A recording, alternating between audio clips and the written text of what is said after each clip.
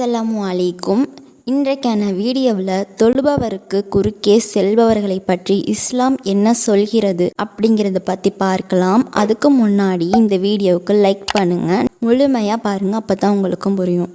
சுத்ரா பற்றி இன்று அதிகமானவர் இதை பற்றி அறிந்து வைத்திருக்கவில்லை. தொழுபவருக்கு குறுக்கே செல்வதால் ஏற்படும் பாவத்தின் அளவு இன்று நம்மில் எத்தனை பேருக்கு தெரியும்? தொழுகும்போது யாரேனும் குறுக்கே சென்றால் நாம் அவர்களை தொழுகையில் இருக்கும் போதே கையை நீட்டி தடுக்கலாம். மறுபடியும் வந்தால் அவர்களிடம் நாம் சண்டையிடலாம். சுத்ரா என்னும் தடுப்பு. தனியாக தொழும்போது நமக்கு முன்னே ஏதேனும் ஒன்றை தடுப்பு பொருளாக வைத்து கொள்ள வேண்டும். இதற்கு சுத்ரா என்று பெயர்.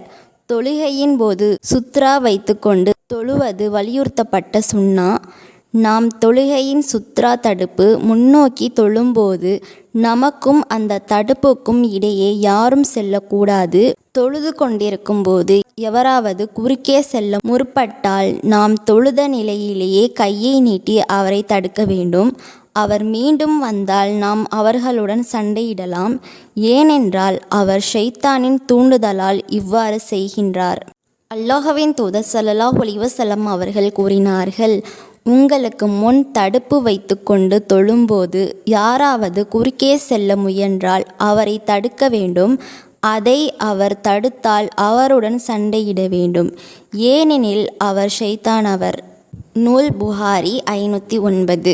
ஒருவர் சுத்ராவை வைத்து தொழுது கொண்டிருக்கும் போது நாம் அதை தாண்டி செல்லலாம், ஆனால் அவருக்கும் அந்த தடுப்புக்கும் இடையே செல்லக்கூடாது. இறை தூதர் ஸல்லல்லாஹு அலைஹி வஸல்லம் அவர்கள் கூறினார்கள், உங்களில் ஒருவர் தமக்கு முன்னால் எதையாவது தடுப்பு வைத்து கொண்டு தொழட்டும், அதற்கப்பால் நடந்து செல்பவர் பற்றி அவர் பொருட்படுத்த வேண்டாம். நூல் திருமிதி 334. தொழுபவருக்கு குறுக்கே செல்வது பாவமாகும். அல்லாஹ்வின் தூதர் ஸல்லல்லாஹு அலைஹி வஸல்லம் அவர்கள் கூறினார்கள், தொழுபவருக்கு குறுக்கே செல்பவர் அதனால் தமக்கு ஏற்படும் கெடுதியை பாவத்தை அறிந்தால் அவருக்கு குறுக்கே செல்வதற்கு பதில் 40 நாட்கள் நின்று கொண்டிருப்பது அவருக்கு நல்லதாக தோன்றும். நூல் புகாரி 510. சிறிய குழந்தைகளுக்கு இதில் விதிவிலக்கு உண்டு. அவர்கள் சென்றால் குற்றமில்லை, ஆனால் நல்லது கெட்டது என்று அறிந்து கொள்ளும் வயதை அடைந்துவிட்டால் அவர்கள் சென்றால் பாவம்தான். சுத்ரா தடுப்பு எந்த பொருளை வைக்க வேண்டும்? சுத்ரா தடுப்பாக எதை வேண்டும் என்றாலும் வைத்து கொள்ளலாம். குறிப்பிட்ட பொருள் என்று எதுவும் கிடையாது. நபி ஸல்லல்லாஹு அலைஹி வஸல்லம் அவர்கள் தாங்களின் கை, தாடி, எட்டி, பல்லியின் துணை போன்றவற்றை கூட தடுப்பாக வைத்து தொழுதுள்ளார்கள். நூல் புகாரி 501, 502, 495. நாம் தொழுகும்போது நாற்காலி, சுவர் அல்லது ஸ்கூல் பேக்கை கூட தடுப்பாக வைத்து தொழுகலாம். நமது தொழுகைக்கும் சுத்ரா வைக்கப்படும் இடமும் மிக நெருக்கமானதாக இருக்க வேண்டும்.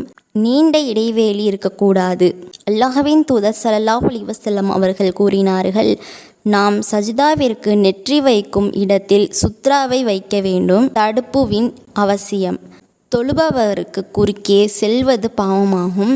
நாம் இவ்வாறு தடுப்பு வைப்பதால் மற்றவர்கள் நாம் குறுக்கே செல்ல மாட்டார்கள். தடுப்பு வைக்காமல் தொழுவதினால் தொழுகையில் நமக்கு கவனம் சிதறும். நாம் தடுப்பை வைத்து கொண்டு தொழுவதினால் நாம் கவனம் ஒரே இடத்தில் இருக்கும். நாம் அதே போன்று தொழுகும்போது பிறருக்கு இடையூறு அளிக்காத வகையில் தடுப்பு வைத்து தொழ வேண்டும். இந்த வீடியோ உங்களுக்கு பிடிச்சிருந்ததுன்னா லைக் பண்ணுங்கள், மறக்காமல் சப்ஸ்கிரைப் பண்ணுங்கள். அஸ்ஸலாமு அலைக்கும் வரஹ்மத்துல்லாஹி வபரகாத்துஹு.